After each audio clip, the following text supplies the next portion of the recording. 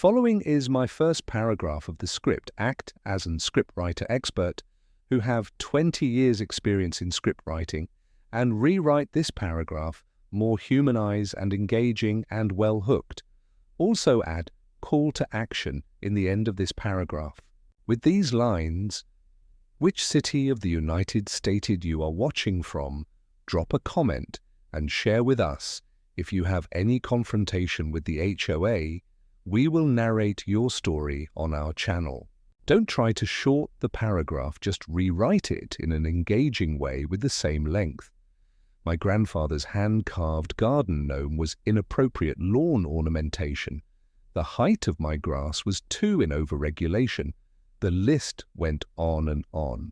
18 separate violations for a cabin that had been sitting peacefully by this lake since John F. Kennedy was president. When I politely pointed out that these were mostly cosmetic issues with a home that had historical character, Helen's mask slipped just a little bit. "Mr. Brooks," she said, checking her phone obsessively, "this community has certain standards we maintain for everyone's benefit." That's when she dropped the real reason for her visit. "Mason, I'm going to be frank with you. This cabin creates certain complications for our community development plans. I have a developer, Pinnacle Properties, who's very interested in purchasing the entire lakefront section. They've made an extremely generous offer." She slid a piece of paper across my coffee table with a number that made my eyebrows raise. $320,000. Now, I might have been a tech nerd, but I wasn't stupid. That cabin was worth at least $500,000, probably more given the prime location and the lake access. When I politely declined her generous offer, Helen's friendly facade cracked like old paint. She started talking about tight timelines and development windows, checking her phone every 30 seconds like she was expecting news that could change her life. "This opportunity won't last forever, Mason. After the deadline passes," she let that threat hang in the air like smoke from a house air. There was something desperate in her eyes, something that went beyond simple greed or power hunger. I didn't know it then, but Helen Caldwell was drowning financially, and my cabin was the only life preserver she could see. The next 2 weeks turned into a bureaucratic nightmare that would have made Kafka weep. Every single day brought a new violation notice slipped under my door or taped to my mailbox. $75 for grass that was allegedly 2 1/2 in overregulation. $50 for having my morning coffee on my own deck. Apparently that constituted a noise complaint. Another $50 for having a mailbox that was the wrong shade of brown. Helen got creative with her harassment, moving beyond simple letters to more theatrical gestures. She had fake property under review signs posted on my lawn and delivered pseudo-official documents about imminent property seizure that looked legal enough to scare someone who didn't know better. The pattern was always the same. Every time I fixed one of her complaints, 2 new ones would magically appear. It was like playing whack-a-mole with a sadist who kept making up new rules. But it was during one of those sleepless nights, staring at my 12th violation notice of the month, that something fundamental shifted inside me. I was sitting on my deck, holding one of my grandfather's handmade model spacecraft, something he'd built during his NASA days when he was designing systems to keep humans alive in the most hostile environment imaginable. I found myself taking it apart and putting it back together, a ritual that somehow helped me think. "Grandpa built rockets that took people to the moon," I whispered to myself in the darkness. He never backed down from NASA bureaucrats who said his designs wouldn't work, and he proved every single one of them wrong.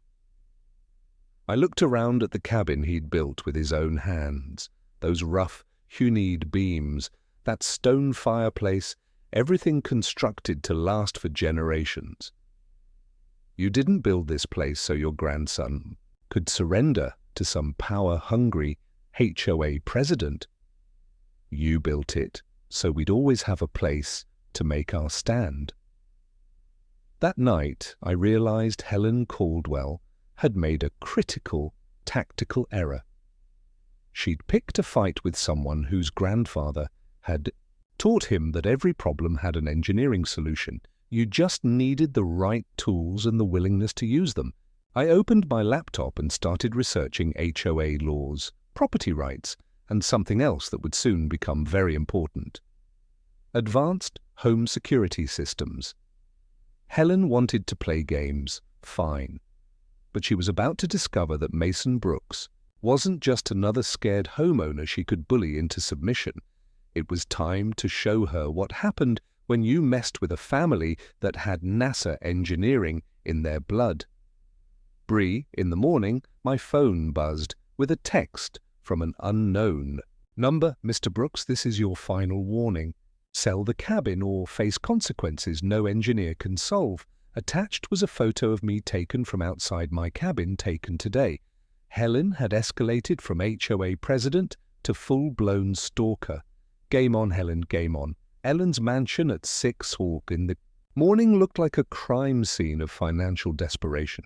Foreclosure notices were taped to her front door, and through the windows you could see stacks of unopened bills covering every surface of what had once been an impressive kitchen. Helen sat at her granite island, coffee cups shaking in her hands, staring at her phone like it might deliver a miracle. She was drinking wine with her morning coffee, never a good sign for someone who used to practice law. 24 hours, she whispered to herself, voice slurred from whatever she'd been drinking. The night before. If I don't close this deal, I lose everything. The house, my reputation, whatever future I have left. The bank was foreclosing on her mansion in 48 hours. Pinnacle Properties had made it clear their offer expired at midnight the next day, and Helen had already mortgaged everything she owned, including her grandmother's jewelry, trying to stay afloat. What I didn't know yet was that Helen had been supplementing her HOA president's salary by skimming from community funds, and all of that money had disappeared into failed stock market investments. Her desperation drove her to escalate in ways that would make a rational person step back and reconsider their life choices. Week 1, she hired a fake building inspector, some guy she'd met at a bar who owed her money, to find violations that didn't exist. Week 2, she started calling my clients directly, claiming I was running an unlicensed business operation out of my cabin and suggesting they might want to verify my professional credentials. Week 3 was when things got truly unhinged. Helen organized what she called an emergency community safety meeting, specifically about my allegedly threatening behavior. She stood up in front of 30 neighbors I'd barely met and painted me as some kind of dangerous loner who was corrupting their peaceful community. If Mason Brooks won't cooperate with reasonable community standards, she declared, her voice carrying that particular authority that comes from years of bullying people into submission, then we'll make Willowbrook fall safe without him. The way she said it made several people in the audience shift uncomfortably in their folding chairs. That's when Rebecca Hayes entered my life like some kind of guardian angel with a law degree. I was checking my mailbox, hoping against hope for just one day, without a violation notice, when this beautiful woman approached me with a professional stride and an expression that mixed frustration with determination. "Are you Mason Brooks?" she asked, extending her hand with a firm handshake that immediately impressed me. "I'm Rebecca Hayes, attorney at law, and I just bought the house at 1251 Willowbrook Drive." She pointed to a charming blue cabin with what had been a gorgeous bamboo garden before Helen got involved. "I think we need to compare notes about our mutual problem." Rebecca had been hit with a $1,200 fine for what Helen called culturally inappropriate landscaping. Apparently, bamboo constituted an invasive Asian species threatening American community value. Helen's exact words dripping with enough racism to make a decent person's skin crawl. We ended up in my cabin spreading documents across my grandfather's old oak table like we were planning a military campaign. Rebecca noticed the stress artifacts of my battle with Helen, stacks of violation notices, printed emails from angry clients, empty coffee cups forming rings on every available surface. I must have looked utterly defeated because Rebecca's voice softened when she said, "Mason, I know this feeling. I know it because I've been here before." That's when she told me about Maplewood Heights, a community 3 hours north where she'd lived 5 years earlier. The HOA president there was named Helen Caldwell, she said, letting that sink in for a moment. She destroyed my family's life, forced us to sell our home for $60,000 below market value, made us move away from the only community we'd ever known. I thought I'd never see her again. My eyes widened as the implications hit me. "You mean you didn't move here by accident?" Rebecca shook her head. "I came to Willowbrook Falls specifically to investigate Helen Caldwell. When I saw her targeting you the same way she targeted my family, I knew history was repeating itself." Rebecca had done her homework, and what she showed me made my blood run cold. Helen hadn't just destroyed 1 or 2 families. She'd been running this scam across multiple communities for years. Property records showed a clear pattern. Helen would target specific homeowners in prime locations, make their lives hell through bogus violations and community harassment, then swoop in with below-market offers through shell companies when the families finally broke. At Maplewood Heights, she'd forced 8 families to sell. At Pinarest Falls, 12 families. Willowbrook was shaping up to be her biggest score yet. "Lakefront Holdings LLC, Rebecca said, pointing to incorporation documents. "That's Helen's front company. She's made $3.22 million over the past 5 years, using this exact playbook." I stared at the financial trail she'd assembled, realizing that what I'd thought was personal harassment was actually professional theft. This isn't about community standards, Mason. This is about money, pure and simple. The scope of Helen's operation should have been terrifying, but instead it filled me with a cold, calculating anger that I recognized from my grandfather's stories about dealing with bureaucrats who tried to kill the space program. I spent the next 3 nights planning, documenting everything, researching security systems, but also wrestling with doubt. "Rebecca," I said, during one of our late-night strategy sessions, "what if we can't stop her? What if she's too powerful, too connected?" Rebecca reached across the table and touched my hand, a gesture that sent electricity up my arm. "Mason, she's desperate now. Desperate people make mistakes. We just need to be ready to catch her when she does." I found myself studying my grandfather's old mass of blueprints, remembering his philosophy that every problem had an engineering solution if you had the right tools and the willingness to use them. Grandpa always said that the vacuum of space was just another engineering challenge, I murmured, tracing the lines of a rocket design with my finger. If he could engineer solutions to keep people alive in space, I can engineer a solution to deal with the vacuum in Helen's soul. 3 out in the morning, my motion sensors triggered an alert from the cabin's perimeter. I checked the cameras and felt my heart rate spike.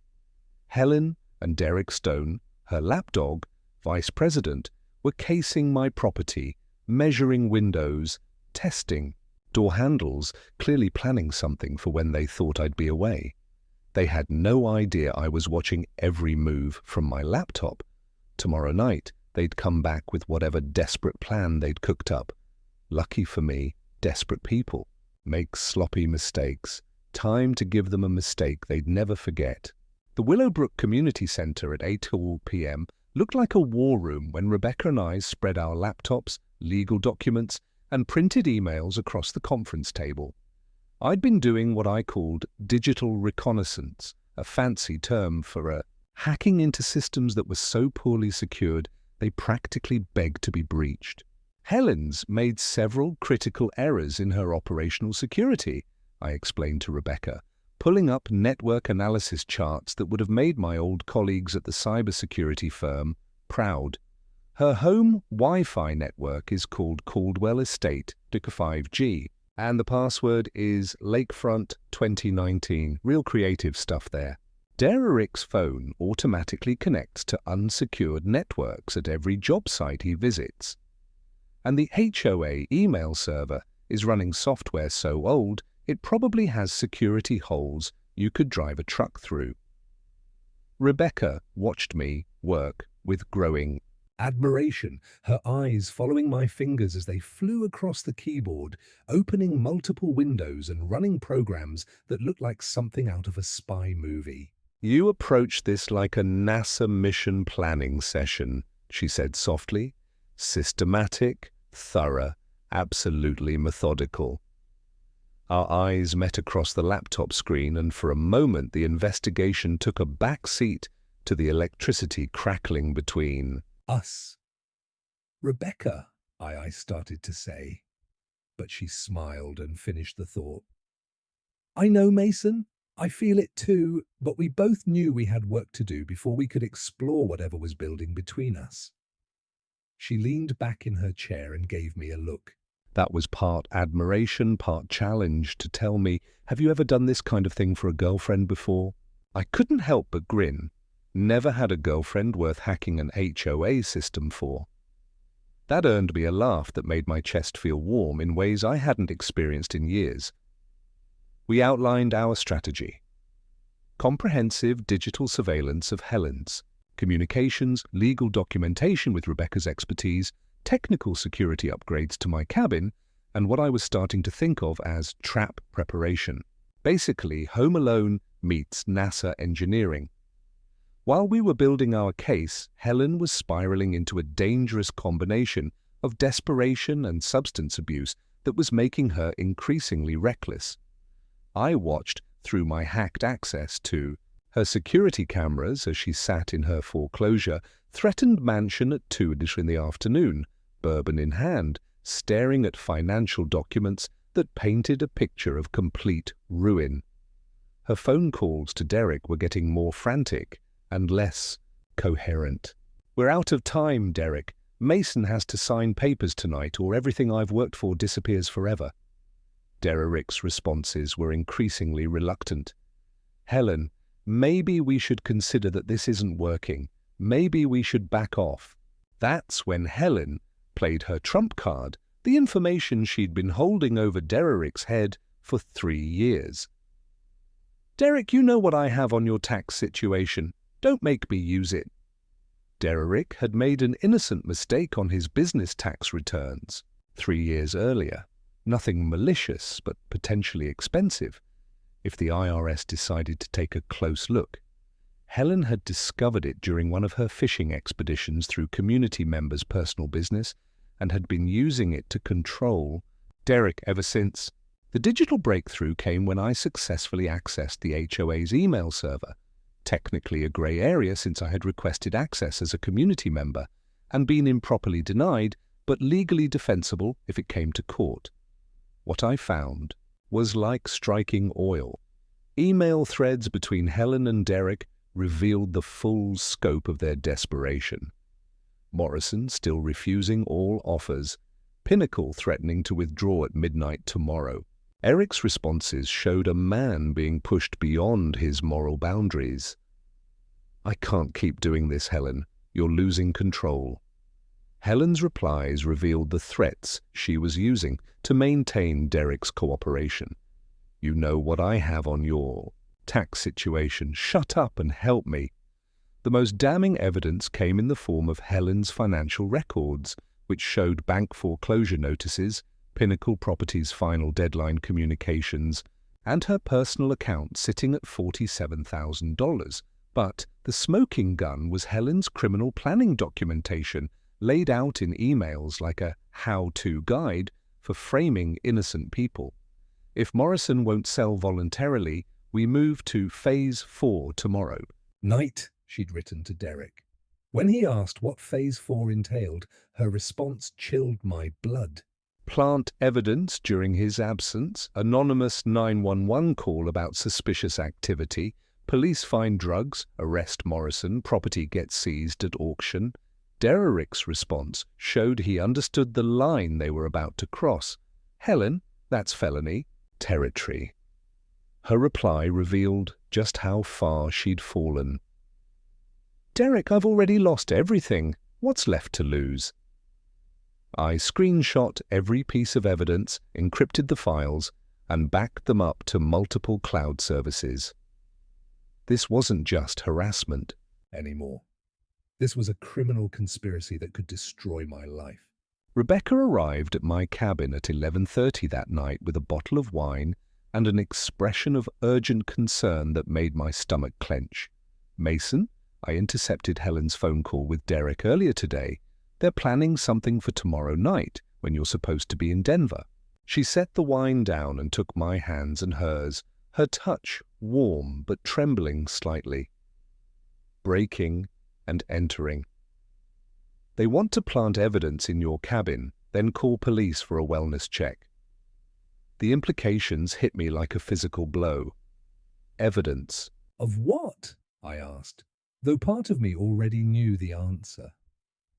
You didn't say exactly, but Mason, based on what happened to my brother at Maplewood Heights, I think we're talking about serious criminal charges.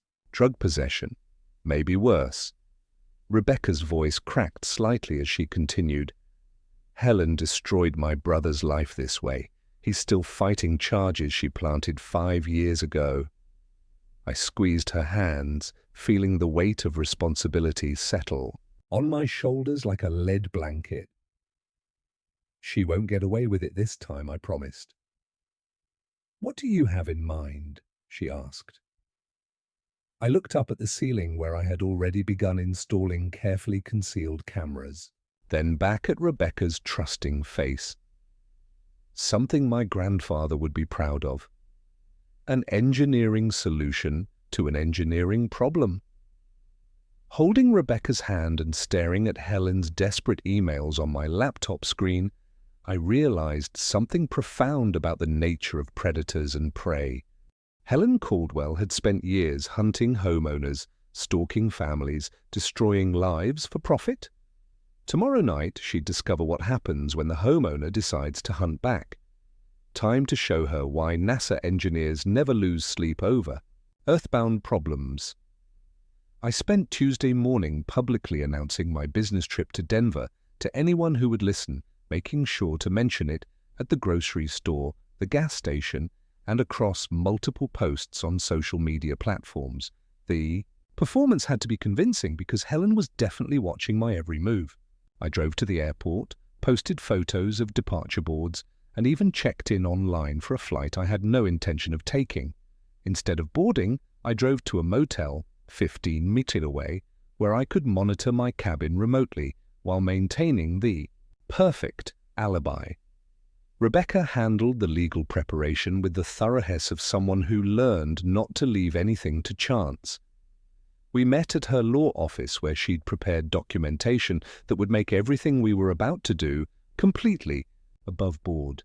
Mason, if this goes wrong, she started, but I interrupted her with a confidence I didn't entirely feel.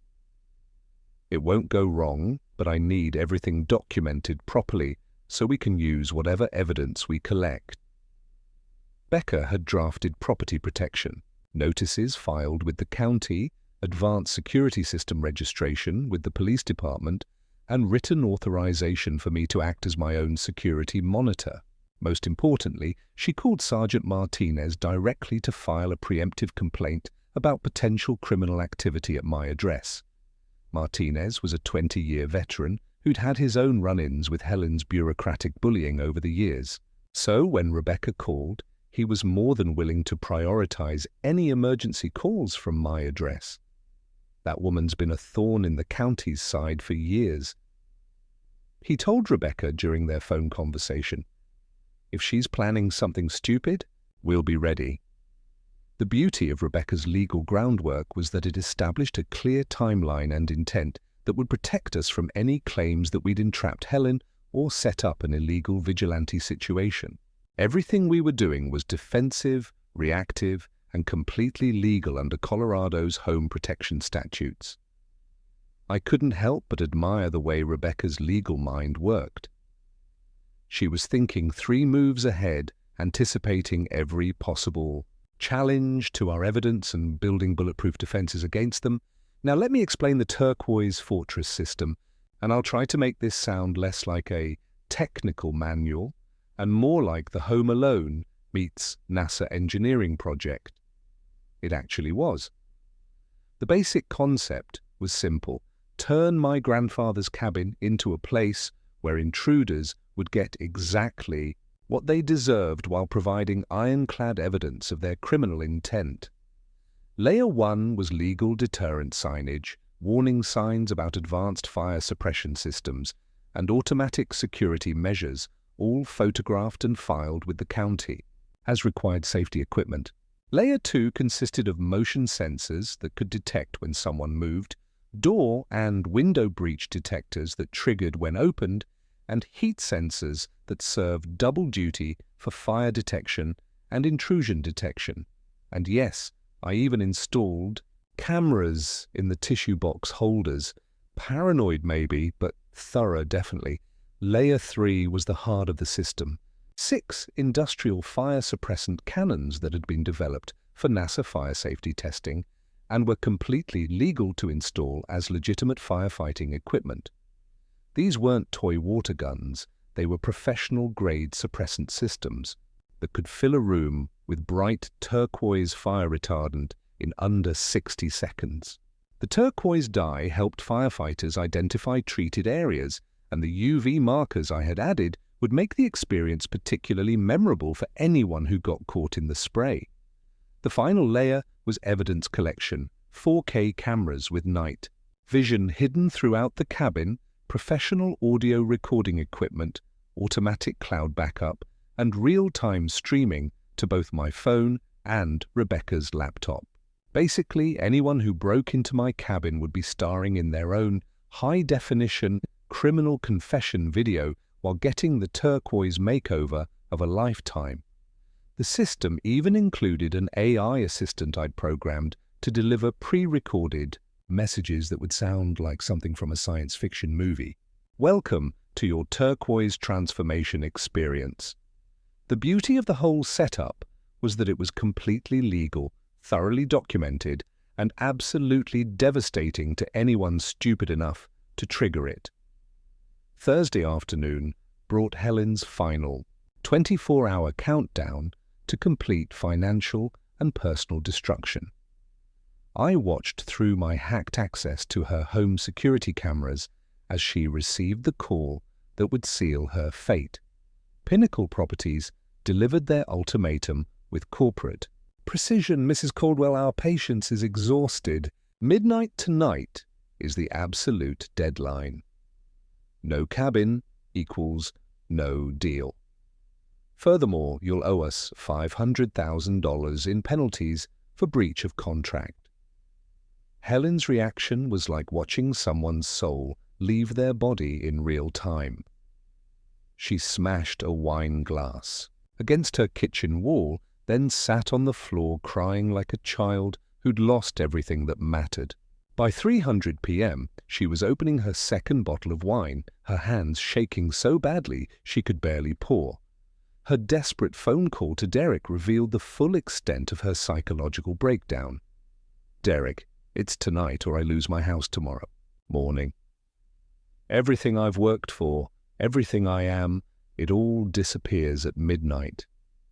Derek's voice on the other end sounded like a man being asked to jump off a cliff.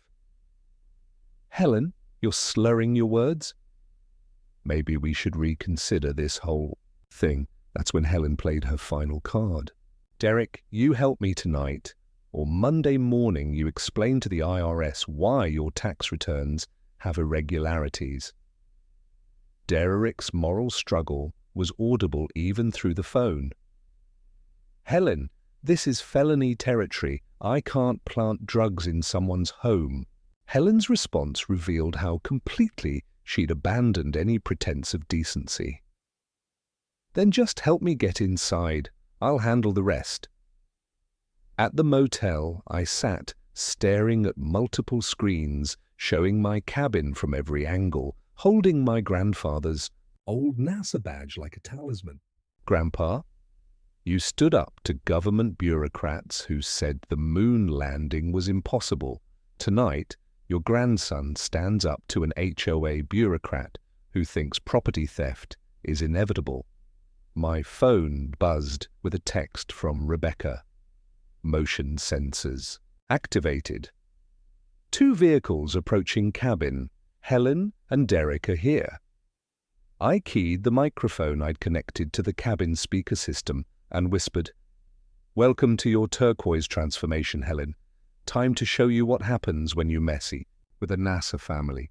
My phone suddenly displayed a system error message that made my heart stop for 30 seconds. But when it rebooted, everything came back online. Turquoise Fortress online. AI assistant ready to party. 11:47 p.m. Motion sensors triggered. 2 vehicles approaching the cabin through the darkness. Helen stumbling out of her car with an oversized duffel bag. Derek reluctantly following with a toolbox and crowbar. Through night vision cameras, I watched Helen pull out a professional lockpick set. She'd come prepared for breaking and entering. "Welcome to Turquoise Fortress, Helen," I whispered, my finger hovering over the activation button. "I really hope you like glitter." At 11:15 p.m., and I had the perfect view through my night vision cameras as Helen Caldwell stumbled out of her car, clearly intoxicated and carrying an oversized duffel bag that probably contained enough planted evidence to destroy my life. Derek Stone followed reluctantly, his body language screaming that he wanted to be anywhere else in the world. They stopped 50 FT from my front door, and even through the surveillance audio, I could hear Derek's conscience making one last stand. "Helen, you're drunk. We should go home and forget this whole thing." Helen's response was slurred but determined. "Shut up, Derek. This is my last chance to save everything I've worked for."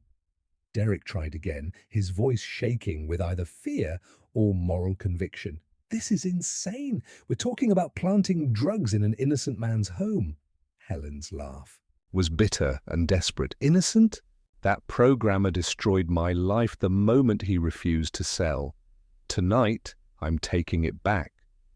What Derek didn't know was that his conscience had been working overtime behind Helen's back. While she'd been spiraling into criminal planning, Derek had been sabotaging her scheme in small ways, and tonight he'd taken a bigger step. Unknown to Helen, Derek had sent an anonymous text to the police. "Suspicious activity at 1247 Willowbrook Drive. Possible break-in in progress." He was trying to ensure that if they went through with this insanity, at least the police would arrive quickly enough to minimize the damage. Derek had also been secretly documenting Helen's criminal planning, recording phone calls and saving text messages that proved he was being coerced. The man was terrified of going to prison, but he was even more terrified of what Helen might do if he refused to help her. As they approached my front door, Derek dropped his toolbox, accidentally making enough noise to wake half the neighborhood. "Sorry," he muttered. "Butterfingers?" Helen shot him a suspicious look. "Derek, you better not be having second thoughts. We've come too far to back out now." Helen pulled out her master key, an abuse of her HOA authority that would add extra charges to her eventual arrest, and the lock clicked open with surprising ease. Motion sensors immediately detected the intrusion, but I waited, wanting them fully committed to their crime before springing the trap. Helen scanned the dark cabin with her flashlight. Perfect. Empty as expected. Derek hesitated at the threshold like a vampire who needed permission to enter. "Helen, I can't do this. This is someone's home. This is wrong." Helen's response revealed how completely She'd abandoned any pretense of morality. "You'll do it, or face an IRS audit Monday morning, Derek." Your choice. The evidence planting began with Helen directing Derek like a stage manager, orchestrating a particularly evil play. "Plant the cocaine in the bedroom dresser," she commanded, pulling small plastic bags. Derek took the bags, but in an act of conscience that would later save both of our lives, he pretended to comply while actually hiding them in his own pockets. "USB drives with child pornography go in the office desk," Helen continued. 2. Drunk and focused to notice Derek's sabotage. Derek placed the drives in such an obvious location that any investigator would immediately recognize them as planted evidence. Derek's growing resistance became more apparent as Helen's demands escalated. "I can't do this, Helen. Let's just leave now before we make this worse." Helen's response was pure desperation, disguised as authority. "After I've come this far, after I've risked everything, absolutely not." She began placing the remaining evidence herself, narrating her criminal intent for my hidden cameras like she was providing a confession for prosecutors. "Police will find this evidence during the anonymous tip tomorrow morning. Poor Mason living alone, mental breakdown, drug addiction spiraling out of control. The courts will seize the property for auction, and I'll buy it for pennies on the dollar." Derek realized that Helen had crossed the line from desperate to completely unhinged. "Helen, you're talking about destroying an innocent man's life. Listen to yourself. This isn't who you used to be." Helen's breakdown was both pathetic and terrifying. "Who I used to be is gone, Derek. My husband's dead. My career's over. My house is being foreclosed tomorrow. This community was the only thing I had left, and I will not let some computer programmer take that away from me too." 11:28 p.m. Helen had spread evidence throughout my bedroom and office, and Derek had sabotaged as much of her plan as he dared. It was time to activate the system, but first I decided to let them know they'd been caught. I keyed my microphone and spoke directly into the cabin. "Helen, this is Mason Brooks. Welcome to your turquoise transformation experience. Tonight's lesson. Karma doesn't just happen. Sometimes it needs an engineering degree." Helen froze mid-motion, her flashlight beam wavering. "What? How is he?" But before she could finish the thought, my AI assistant kicked in with pre-recorded messages designed to sound like something from a science fiction movie. "Good evening, trespassers. Welcome to Turquoise Portrait Security System." Derek panicked immediately. "Helen, this is a trap. We need to leave now." Helen, drunk on wine and desperation, refused to accept reality. "It's just a recording system. Keep working." The AI continued its countdown. "Please exit premises immediately. You have 10 seconds to comply. 5, 4, 3, 2, 1. The sound of 6 industrial fires, suppressant cannons activating simultaneously, was like thunder in an enclosed space.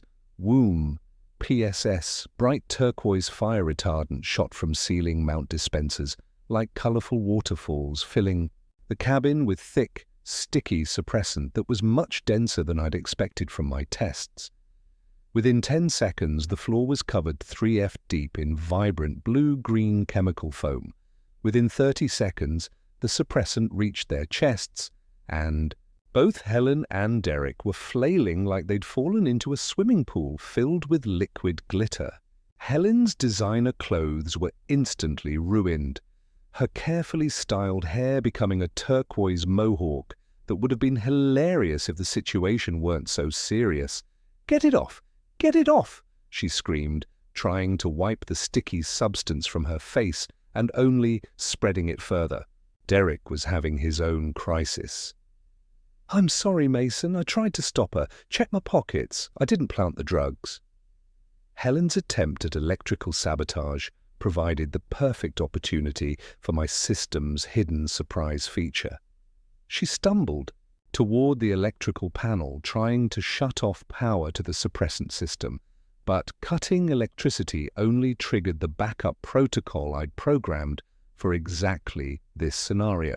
Turquoise glitter blast mode activated, the AI announced cheerfully as ceiling vents opened and showered them with turquoise glitter mixed with additional suppressant.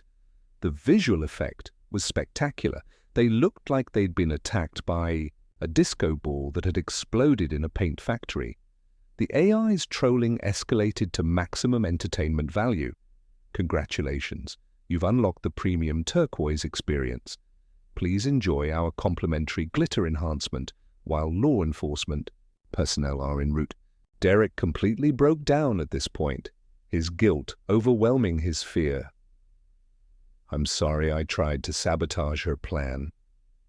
I texted the police anonymously. I hid the drugs instead of planting them. Mason, please. I never wanted to hurt you, Ellen fumbled, for her waterproof phone case with hands too slippery to grip properly. 911, she gasped when the operator answered. There's been a fire suppression malfunction. We're drowning in turquoise chemicals. The operator's professional calm contrasted sharply with Helen's panic. Ma'am, what's your location and are you authorized to be in this residence? Helen's complete emotional collapse began during this call. 1247 Willowbrook Drive. I'm the OA president. I have the right to inspect properties. When the operator questioned her midnight timing, Helen started sobbing uncontrollably. You don't understand. I lost everything. My husband died and left me with crushing debt. This community was all I had left. Derek, covered in turquoise glitter and overwhelmed by guilt, made the confession that would define both their fates. Officer, I need to confess something. We broke in to plant evidence. I have cocaine in my pocket that she wanted me to hide in the bedroom. I couldn't go through with it. She's been forcing me to help her cheat families out of their homes for years. Helen's screaming response, Derek, shut up, was too late. The damage was done, recorded in high definition, and backed up to multiple cloud servers. Listening to Helen's breakdown, her confession about her dead husband, her financial desperation, her need to feel powerful again, I almost felt pity for her. Almost. But then I remembered Rebecca's brother still fighting drug charges that Helen had planted 5 years earlier. And I remembered all the families she destroyed in her quest for money and control. Sometimes broken people break other people. And tonight, that cycle was finally ending.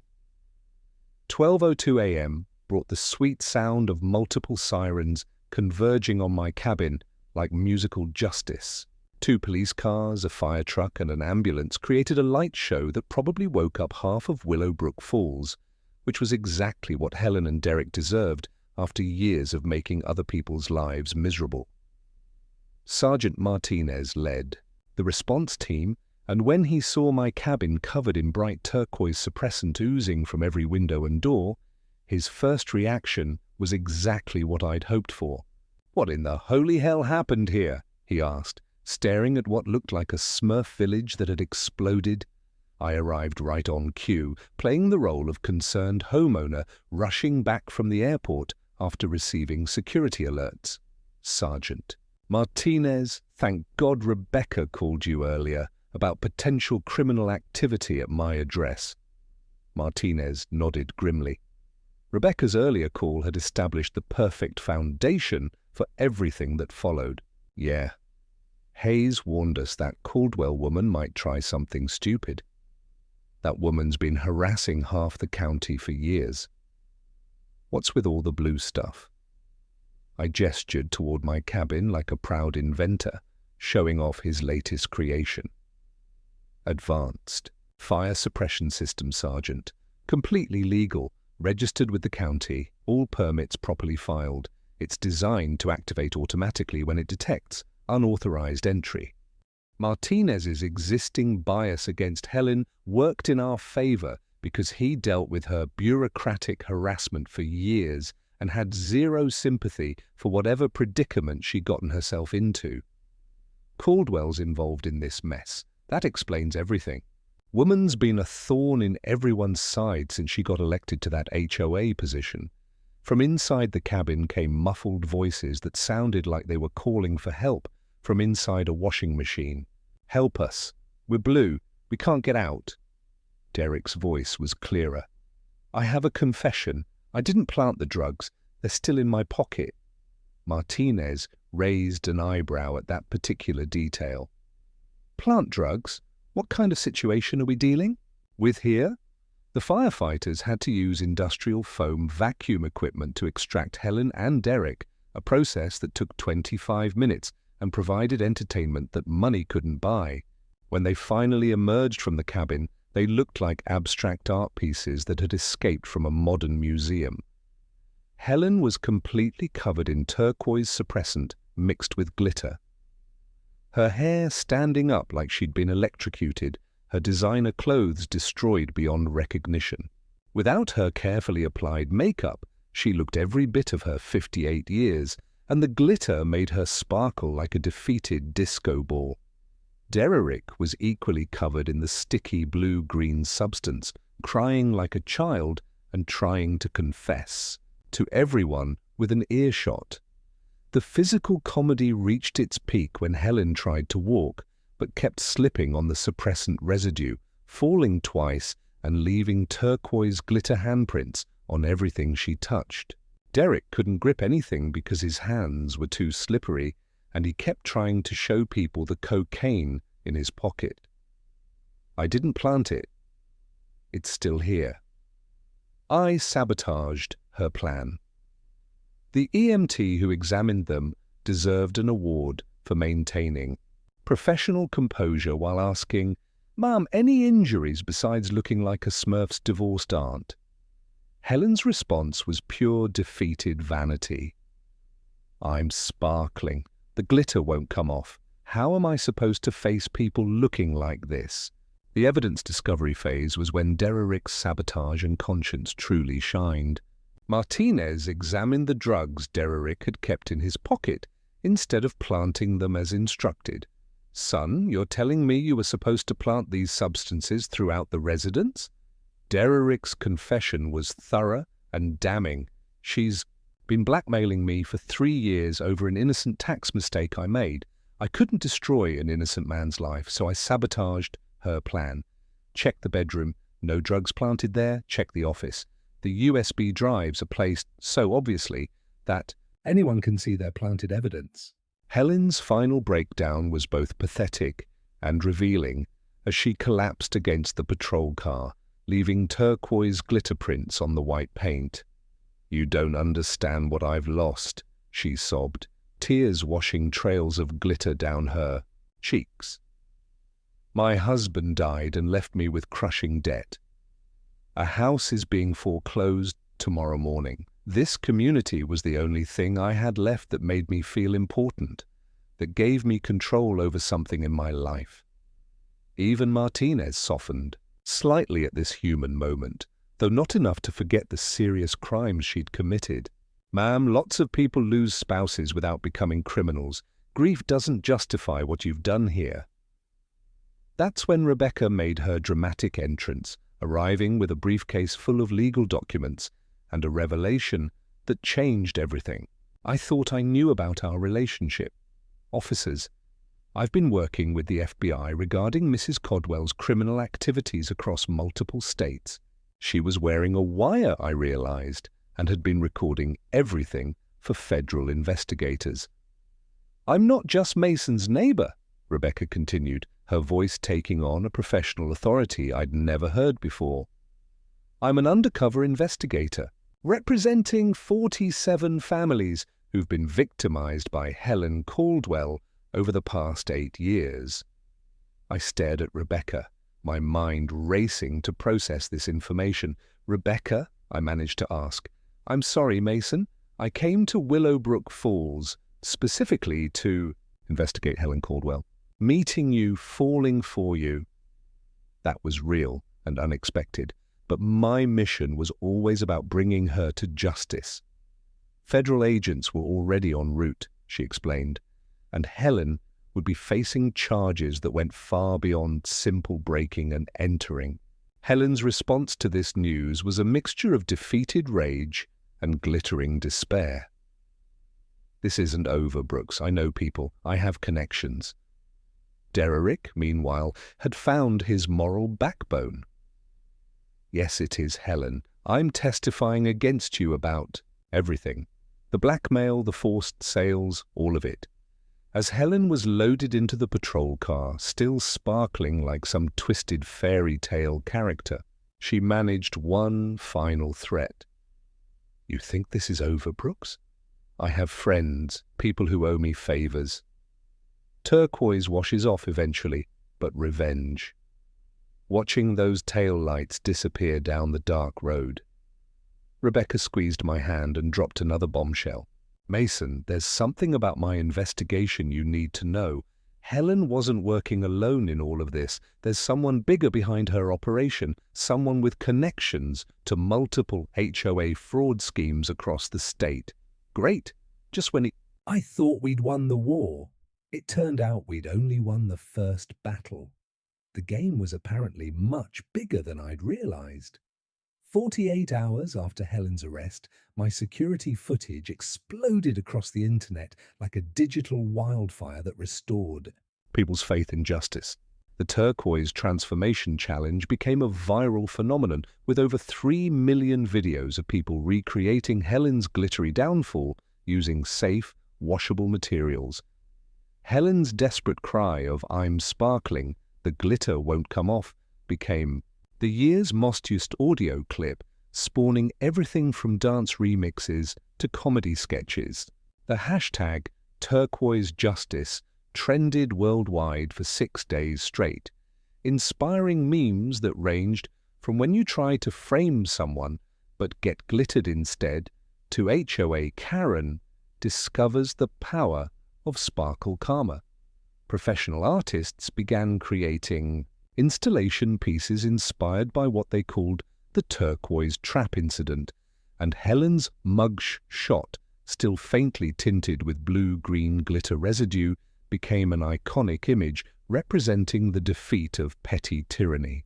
The late-night television hosts had a field day with The Story with Jimmy Fallon, dedicating an entire segment to HOA presidents gone wild and making jokes about Helen wanting to be powerful but ending up powerfully sparkly instead. The legal consequences cascaded through Helen's life like an avalanche of justice that had been building for years. Federal investigators uncovered the full scope of her multi-state fraud operation, resulting in charges that would keep her behind bars. For over a decade, Helen received 12 years in federal prison and was ordered to pay $2.1 million in restitution to her victims. Money that would come from the forced sale of every asset she'd accumulated through her schemes.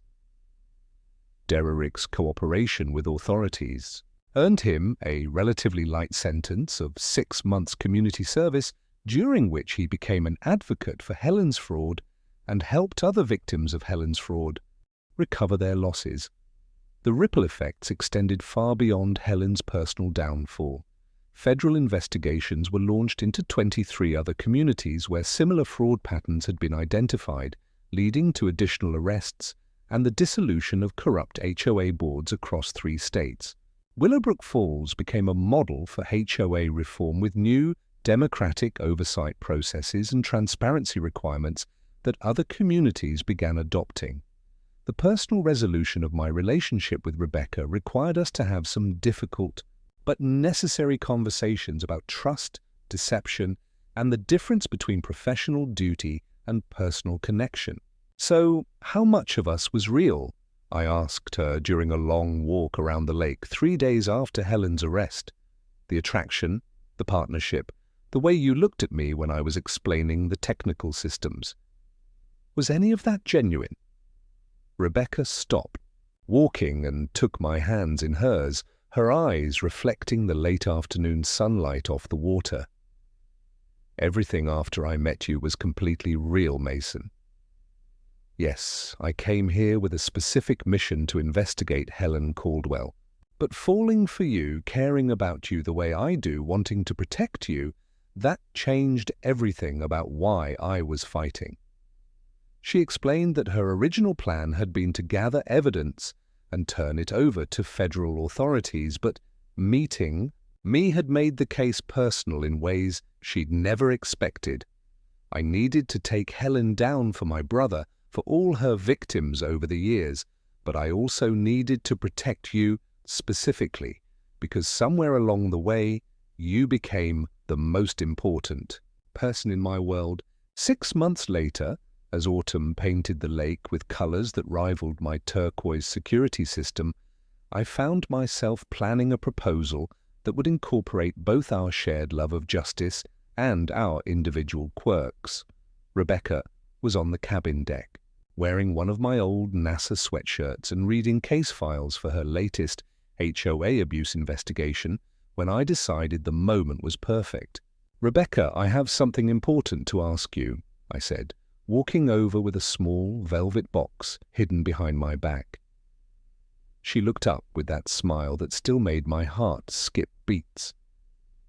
"If this involves installing more glitter-based security systems, the answer is absolutely yes." I laughed and got down on one knee, a gesture that made her case files scatter in the evening breeze. Rebecca Hayes, undercover investigator, scourge of corrupt HOAs, and the woman who helped me turn my grandfather's cabin into a fortress of justice. "Will you marry me next to a house equipped with turquoise defense systems?" Her response was everything I'd hoped for. "Mason Brooks, it's absolutely perfect." "Yes." Obviously and enthusiastically, yes. Our romantic moment was interrupted, as so many had been, by my phone ringing with a call from Willowbrook Correctional Facility. I answered on speakerphone out of curiosity. Brooks residents. Helen's voice, still carrying traces of her old authority, came through clearly. "Mason Brooks, this is Helen Caldwell calling to inform you that I intend to appeal my conviction and sue you for..." Rebecca grabbed the phone with the quick reflexes of someone who dealt with too many criminal defendants. "Helen, this is Attorney Hayes. Any further contact with my client constitutes harassment. Also, you're calling from prison, so good luck with that lawsuit. Our annual Turquoise Festival became Willowbrook Falls' signature community event, drawing visitors from across the state who wanted to see the cabin that had become famous for defeating HOA tyranny. I installed a decorative turquoise fountain as the centerpiece of the celebration, with a plaque that read, 'In memory of Helen Caldwell's criminal career permanently suppressed.' The festival featured safe phone machines for children, booths selling turquoise-themed crafts, and educational seminars about homeowner rights and HOA accountability. The most moving moment came when an elderly neighbor, Mr. Henderson, approached me during the second annual festival with tears in his eyes. "Son, before Helen's reign of terror, I was too scared to paint my own fence without permission. Now we have community gardens, children playing safely in the streets, and neighbors who actually talk to each other instead of reporting each other for violations. You didn't just save your cabin, you gave us back our neighborhood." My speech that day focused on the central lesson of our experienced friends and neighbors. 1 year ago, Helen Caldwell thought power meant controlling other people. She learned that real power comes from standing up for what's right. Karma doesn't just happen on its own. Sometimes we have to engineer it ourselves. Sometimes with technology, sometimes with courage, but always with community support. The perfect ending to our story came 2 years later, as Rebecca and I sat on our cabin deck now as husband and wife, watching our turquoise fountain catch the last light of another beautiful sunset. The local news was playing quietly in the background, reporting that Helen Caldwell had been released early for good behavior, but still reportedly had faint glitter residue that showed up under certain lighting conditions. "Think she learned her lesson?" Rebecca asked, leaning against my shoulder. I grinned and pointed to my phone, which still displayed Turquoise Fortress standby mode on the security system interface. If she forgot, the system's ready to provide a refresher course. Rebecca laughed, the sound mixing with the gentle splash of our fountain and the evening calls of birds settling in for the night. "I love that you turned home security into performance art, Mason Brooks." I raised my beer in a toast to the lake, the cabin, and the woman who'd helped me transform a grandfather's legacy into a monument to justice, to Project Turquoise Fortress. Sometimes karma needs an engineering degree and a federal investigator, wife, to make sure it gets properly delivered. 1 year ago, I'd wanted nothing more than quiet lake life. Now I was the creator of the world's first glitter-based justice system, married to a brilliant federal investigator, living in a community where HOA bullies knew they'd get the turquoise treatment if they stepped out of line. Sometimes the best defense against tyranny isn't running away, it's giving tyrants a makeover they'll never forget.